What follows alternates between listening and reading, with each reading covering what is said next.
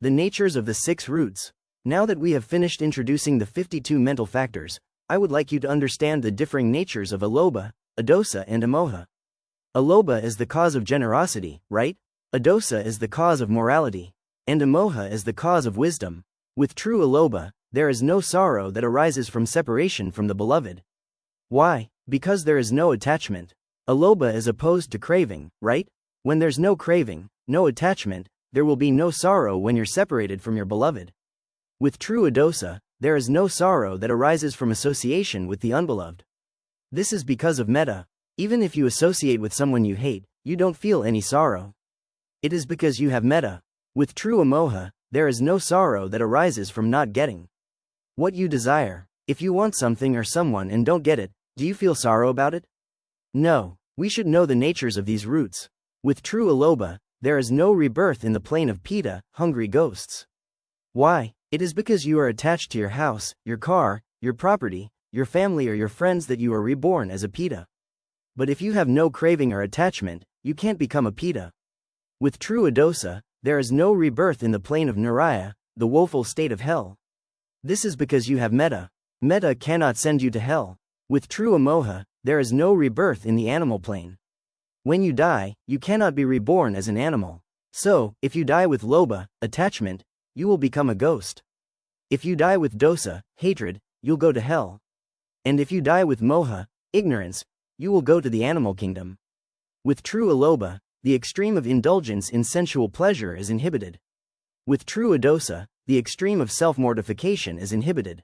And with true amoha, there is the training according to the middle path. What's the middle path? The Noble Eightfold Path. Alobha is conducive to health. Why? With alobha, you aren't so attached to the food you eat, right? And so you tend to eat what is suitable for you and your health. Adosa is conducive to youthfulness. You don't get angry, so you don't age so quickly. If you get angry a lot, you can look in the mirror and see yourself aging. Every day, you look a little bit older. But adosa is metta. As it conducive to youthfulness, you'll smile and look young all the time. Amoha is conducive to longevity of life. You have wisdom, knowledge, and so you'll have a long life. Alobha is also conducive to divine life. When you die without attachment to your property because you were generous, you will go to heaven. Adosa is conducive to Brahma life. We can develop metta as a meditation. If you gain jhana and maintain it as you die, you will be reborn in the Brahma plane. Amoha is conducive to Aryan life. Arya means a holy person. We're talking about becoming a Sotapanna, a Sakadagami, an Anagami, or an Arahant, right? With alobha, there is insight into impermanence. Because you have no desire for enjoyment, you know impermanence. With adosa, there is insight into suffering. And with amoha, there is insight into soullessness. If you have wisdom, when you practice meditation you will mostly know soullessness, you will see emptiness. So, there are some people who mostly see impermanence when they practice meditation. For others, their view of suffering will be very clear. And yet others will see soullessness. It all depends on alobha, adosa, and amoha, and the degree to which the person possesses each. If you have alobha, you're not attached to anyone or anything, you'll mostly see impermanence. If you have metta, adosa, your mind is clear and you'll see suffering.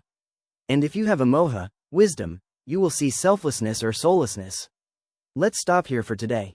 Next week, we'll discuss mind and mental factors and how they associate. Sadhu, sadhu, sadhu.